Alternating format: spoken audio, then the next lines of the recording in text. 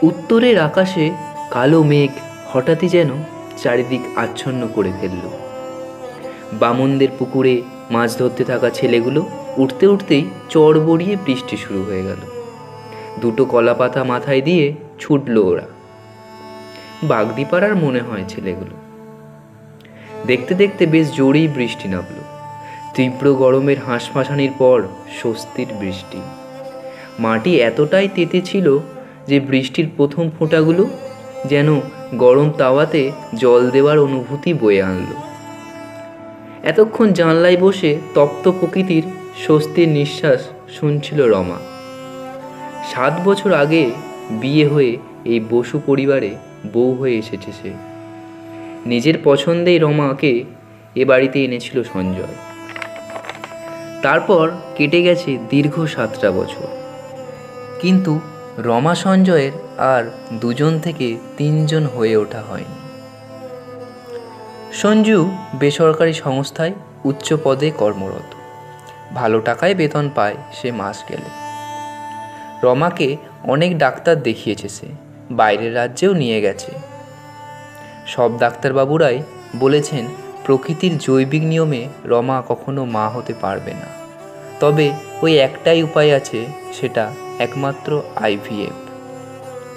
খরচ সাপেক্ষ বটে, তবে সঞ্জুর সেই ক্ষমতা ছিল। রমাকে সে কখনো কোনোদিনও তার এই অক্ষমতার জন্য দোষারোপ করেনি। আর রমা জানে তার সঞ্জু কখনো তাকে আঘাত করবে না এই বিষয়ে। কিন্তু সে একটাই আবদার করেছিল যে ঈশ্বর যদি চান আমরা বাকি জীবনটা দুজনেই থাকি তবে তাই থাকব, কিন্তু IVF বা অন্য কিছু করতে সে রাজি নয়। রমাও সঞ্জুর ইচ্ছেকেই মান্যতা দিয়েছে। আচমকা উত্তরের জানলাটা ধড়াম করে ধাক্কা খেতেই রমার সম্বিত ফিরল। আকাশে কালো মেঘের মতোই হঠাৎ আজ এই পুরনো কথাগুলি কেন জানি আবার মনে ভিড় করল। একটা দম বন্ধ হওয়া কষ্ট, কান্নাটা যেন গলায় দলা পাকি আটকে এসেছে। শাশুড়ি মায়ের ডাক শুনে জানলা বন্ধ করে নিচে নেমে গেল সে। সঞ্জয়ের অফিসের বাইরে বেশ জমজমাট মার্কেট। ওখানেই হঠাৎ একদিন একটি ছোট্ট মেয়ের দিকে চোখ গেল সঞ্জয়ের। ধূপকাঠি বিক্রি করছে। এগিয়ে গেল সে মেয়েটির কাছে। কিরে, কি নাম তোর? কখনো দেখিনি তো এখানে। মাসি বেচে। আজ মাসির শরীরটা খুব খারাপ তো, তাই আমি মাসিকে লুকিয়েই পালিয়ে এসেছি। এই দেখো 160 টাকা হয়েও গেছে। আচ্ছা বেশ, চল তোকে বাড়ি দিয়ে আসি, বাইকে উঠে পড়। সরল মনে কিছু না ভেবে চেপে পড়ল সে সঞ্জয়ের বাইকে।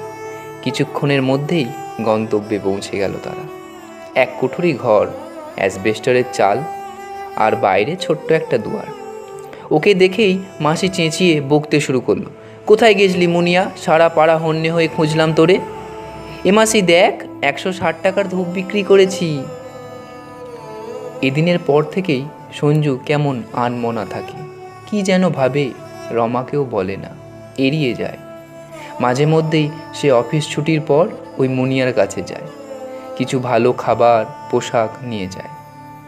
ওর মাসির হাতে কিছু টাকাও দিয়ে আসে। এভাবেই চলতে থাকে। ও ধীরে ধীরে মুনিয়ার ওর আপিসবাবুর প্রতি টান তৈরি হয়।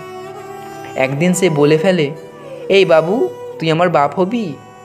আচ্ছা, তোর বউটারে কেমন দেখতে রে? ভালো? এরপর মাস 6 কেটে যায়। অনেক বছর ধরে আটকে থাকা প্রমোশনটা হঠাৎ একদিন পেয়ে গেল সঞ্জয়। মনে মনে করা পরিকল্পনাটা বাস্তবায়নের সুযোগ খোদ ঈশ্বরই করে দিলেন হয়তো। বসকে বলে সে প্রতিবেশী রাজ্যে বদলি নিয়ে নিল।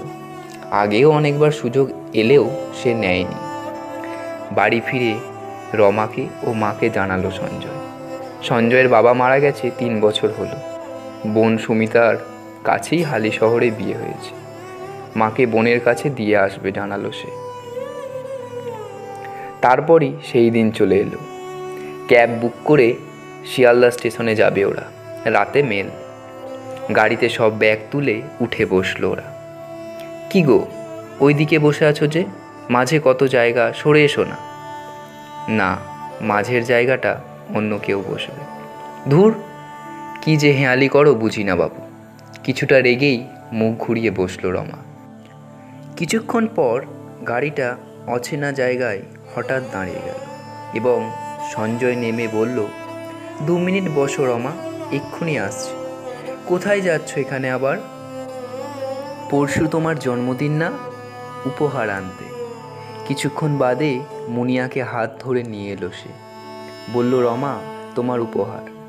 রমা কিছু বোঝার আগেই মুনিয়া রমার গালে চুমু খেয়ে বলল, মা বলি তোকে। দূর থেকে তাকিয়ে দেখছিল মুনিয়ার মাসি লক্ষ্মী। মা বাপ বড়া মেয়েটাকে 8 বছর বুকে করে আগলে রেখেছিল সে।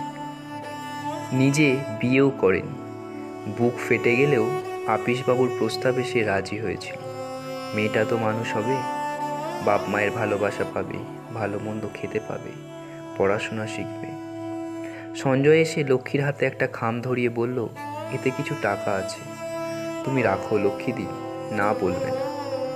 না বাবু, আমি মুনিয়ারে বেচতে পারবো না।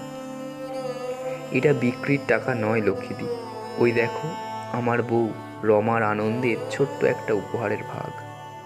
এই বলে সে খামটা হাতে ধরিয়ে গাড়িতে উঠে পড়ল। লক্ষ্মী দূরে দাঁড়িয়ে দেখল আস্তে আস্তে সন্তুর চায়ের দোকানে উনুনের ধোঁয়ায় গাড়িটা মিলিয়ে গেল। কাপড়ের আঁচল দিয়ে চোখ শুকনো করে ঘর মুখো হলো লক্ষ্মী।